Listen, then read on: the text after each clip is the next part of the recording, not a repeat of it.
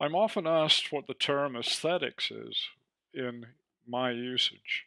I hope this short presentation takes some of the mystery out of it.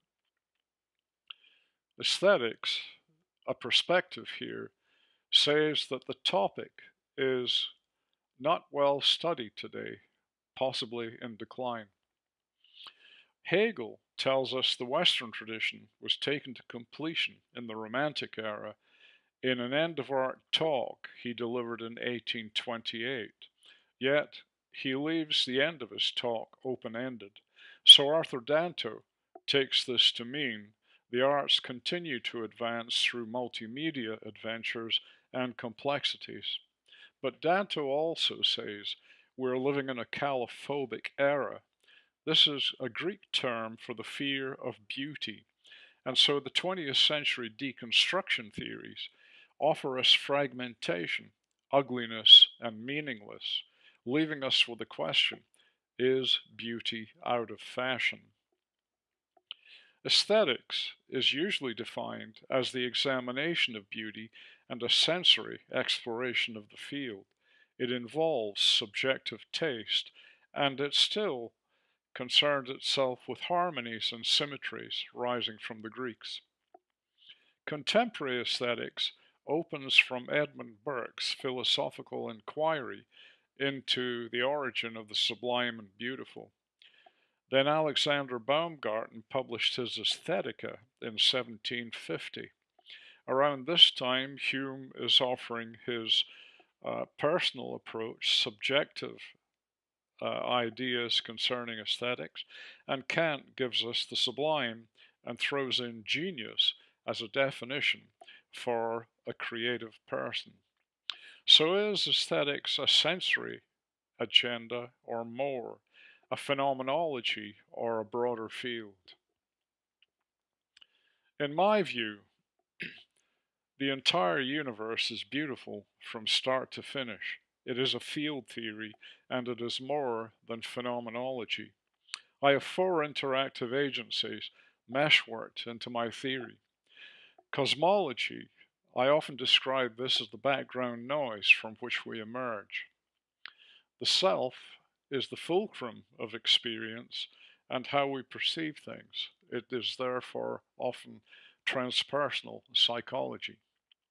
Art gives us what has been and what might come still, and creativity examines the functions of the creative processes.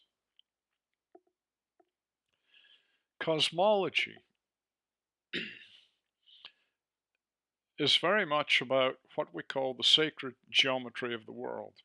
It is a metaphor for a universal order established by geometry, math, patterns, and possibly archetypes.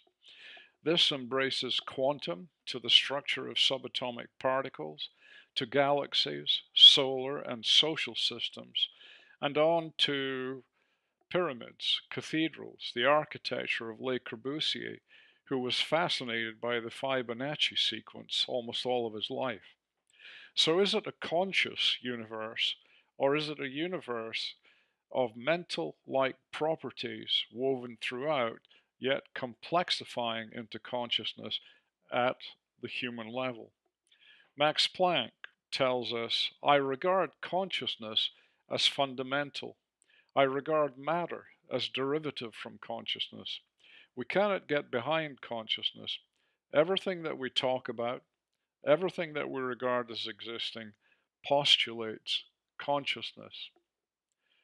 In agreement with this idea, the contemporary quantum mathematician Paula Zizi says she finds mental-like properties down at the Planck level. So here is the universe to which we participate with. The self has moved from studies of the subjective self to predominant attachment theories and the neuroscience of affect regulation. It offers us an idea of what the optimal brain might be, what empathy is, and what psychological health and socialization might be, and they are all experiences rooted in the first 2 years of life. Facial recognition comes online with a visual cortex around 8 weeks in the infant's life. This opens to joy and excitement lying between mother and infant in synchrony, and because of this, an increase in dopaminergic surges takes place.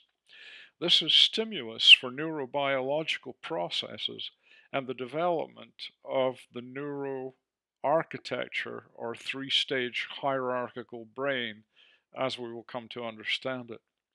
It is completed in an adult-like fashion by 18 months with some additional tweaking by the father, which adds to the frontal area and supports higher cognitive reasoning.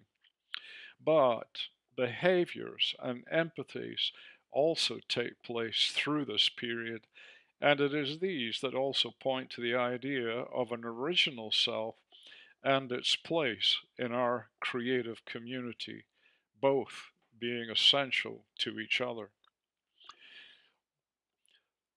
The visual cortex is a ground for later aesthetic experience and the visual arts, as is the auditory cortex, which supplies the idea of our brain on music. Empathy and morality extracted from this family triad are then discussed philosophically by people like Theodore Libbs. Brian Henning, in his work on ethics, takes the notion of concerned consciousness from Alfred North Whitehead.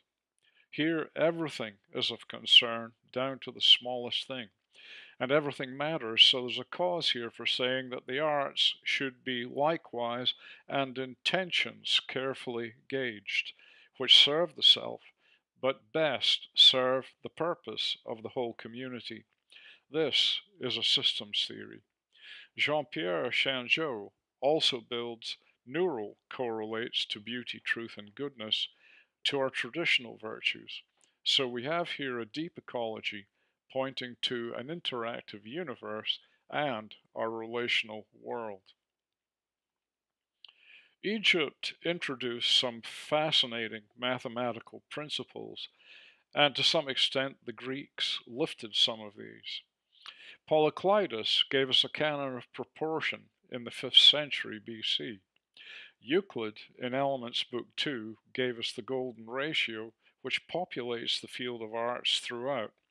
Plotinus later added transcendent beauty, and Marsilio Ficino in the Renaissance took the same, but eros from Plato, which meant beauty placed in the arts, which could lure the person and euphorically lift the soul to higher planes.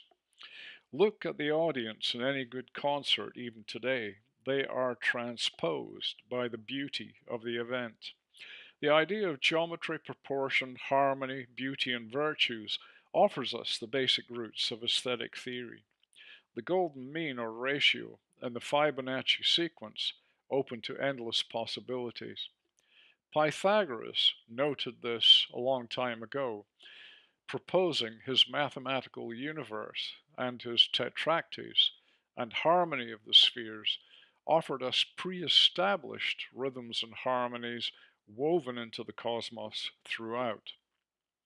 Leonardo took the math from Vitruvius, the Roman architect, and wove that into the idea of divine proportion in the human figure, and this he placed inside a circle and inside a square.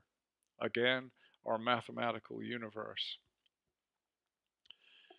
Creativity psychologically is generally proposed as a conscious to unconscious dynamic, with the unconscious being the primary function.